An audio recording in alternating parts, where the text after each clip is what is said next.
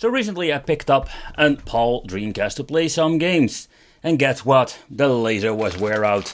So I picked up another one, second-hand marketplace. The question remains, is this thing going to be my fix for my Sega Dreamcast?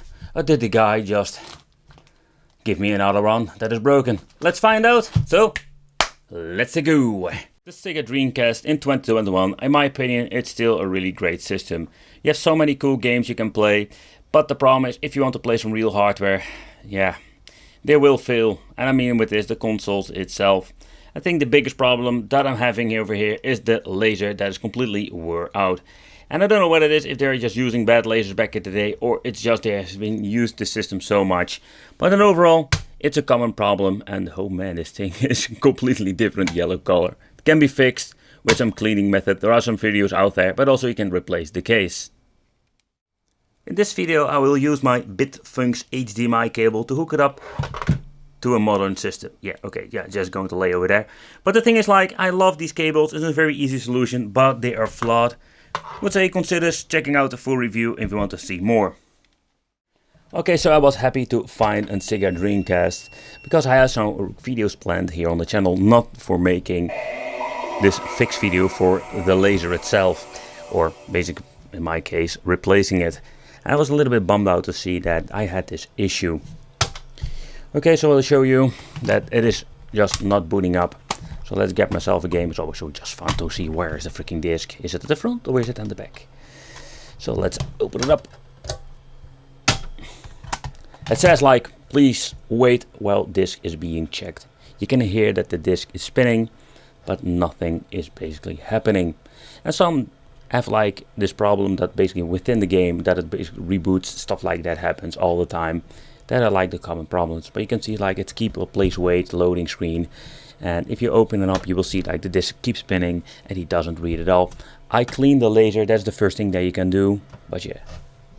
Now you can see like it's going to spin a little bit faster, but nothing. Okay, so the first thing that we need to do is very simple. Remove the modem over here. We can click it out. It has been removed a couple times. It goes very easy. The screw over here that needs to be removed too. Otherwise we can't open up the Sega Dreamcast. And the other three are over here, here and there. That's it. Super easy. You can use it with a normal screwdriver. You don't need any special tools. Alright. And that's it, folks. Okay, so let's flip it. And let's see if I can remove the top cover. And here we can see all the components of the Sega Dreamcast. So I'm hoping that he replaced his laser with a GNMU, and I know that he replaced with the GNMU because he has the same Dreamcast for sale, only without the laser, that he just replaced it because he wanted to have a GNMU. So it's complete with bracket, what you can see over here. But there are some things that I wanted to talk with you about the laser and the options you're having. But there are basically three ways you can fix your Dreamcast. The first one is just, most of the time it's just dirty and you need to have pure alcohol and clean the laser unit itself. And that's an easy fix. Another thing is like what I did, like get yourself a replacement. But there is one thing you need to take into consideration. When you're looking at AliExpress, there are people have replaced the laser itself and let's say offering you a complete unit. You just go swap and replace. That will show you in this video. But I did read some comments and some feedbacks that people just use a normal CD drive. In other words, you cannot load the GD-ROM disc from the Dreamcast. So that's something you need to take consideration if you're going to get into a replacement unit. That's the reason why I basically picked out this version I'm having here. So my unit over here is a Samsung. Quite interesting to see that they are using Samsung lasers, or a unit at least. So I'm very curious if this thing is going to be working and how it will be functioning in my Dreamcast itself, and for how long, of course, because take consideration this unit is still used. Another easy fix, and that is not, in my opinion, the best option, is that you can lift up the unit itself. You can just lift it out over here, but you need to take us, be very careful that you remove the cables underneath here, because you can just lift open the laser unit itself. So what you can do is you're going to basically, first of all, going to move the laser over here. You can flip it open, and there is a tiny knob on this machine. I will zoom in and I will explain you what you can do with it. Okay, so there were some people saying that we're having this tiny knob over there. And what you can do with a normal flat screwdriver, you can just turn it a little bit, like maybe 1%. And what you're going to get to give this thing, the laser unit itself, a little bit more voltage. And sometimes it will fix the issue. But in my opinion, it's not a solution, because it will be like a quick fix, but not for the long term. Okay, so the thing that we're going to do, we're not going to remove this unit alone. No, we're going to remove it with the PCB that's beneath it. So the only thing that we need to do is remove the screw over there. There are 3 screws so far I can see, and we can lift out the unit itself. So that is what we're going to do. Okay, so let's see if we can see the other screw. All right, here we can see it, and here we can remove it. Okay, screw number 2. It's going to be left in. Then we're having here screw number 3. And if we are lucky, we can basically remove the full unit and replace it. Okay, I want to show you. So if you want to remove the unit, what you need to do is be very gentle. Know for sure 100% that all the 3 screws have been loosened, and you can just pull it out. And the reason why it goes very hard the first time is that here at the bottom we're going to get a connector that is going to be attached to the main board, will communicate, and of course this is how the disc really works.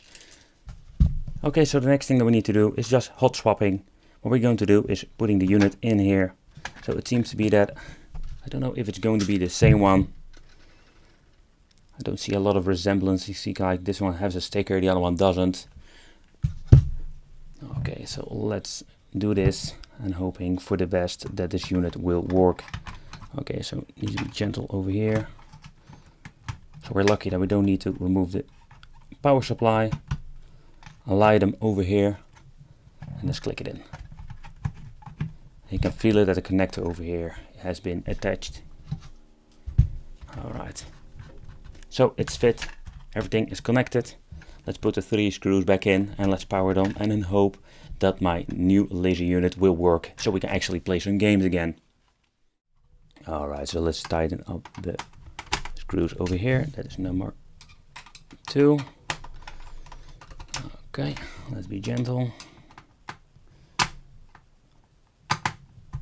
Okay, so everything has to tighten up. The drive is in position. Okay, the old one, we're going to save it. I'm always keeping the stuff even if it's broken. So let's power it on and let's see if this freaking thing is going to work. Alright, so everything has set up, connected.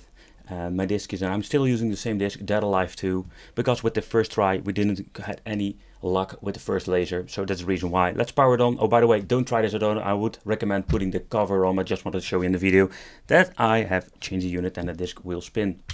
Let's power it on. Alright, let's use this lever. Okay. Same message.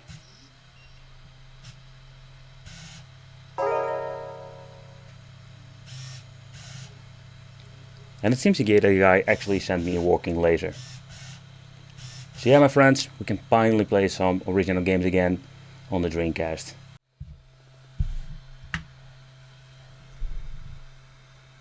Okay, so game number 2, Sega Rally Championship. And also this game boots up. So I am very pleased now that this device is going to be working. Because I have wanted to make some new videos and I have some really great things coming up here on the channel. So I would say consider subscribing, hit the little bell, become on the Wicked family, and let's round up this video. I am so happy that I finally got a Sega Dreamcast with a disc drive that is actually working. I was a little bit afraid buying a second-hand version because you never know what you're going to get. But kudos to the guy, he sent me a good one. Because another thing was like, I didn't want to buy one on AliExpress. And maybe in the future we'll do a new fix with an AliExpress laser. But I did read a lot of comments, people couldn't read the original games and only copy disc. And it is highly possible they're just using like a normal laser. And you know, like this, like these from GD-ROM versions. So if they are using the wrong laser, you have a very big problem playing original games. And what's the point of a laser if you can't play original games? Okay guys, so this is how you need to replace your unit. If you're going to pick up like a version like this, used or run from AliExpress or somewhere else, it's just plug and play. 4 screws need to be removed from the system and 3 from the unit itself. It's super easy and everybody can do it. Always like unplug it from the power if you're going to open it up. Be careful with it. Hey, I want to thank you for watching. Consider subscribing, hit the little bell, become one of the Wicked family. And hit that little bell, by the way. Oh, but this is a very nice thumbnail. And I will see you in the next video. Yeah. Yep, absolutely. Nice thumbnail. Okay, let's go.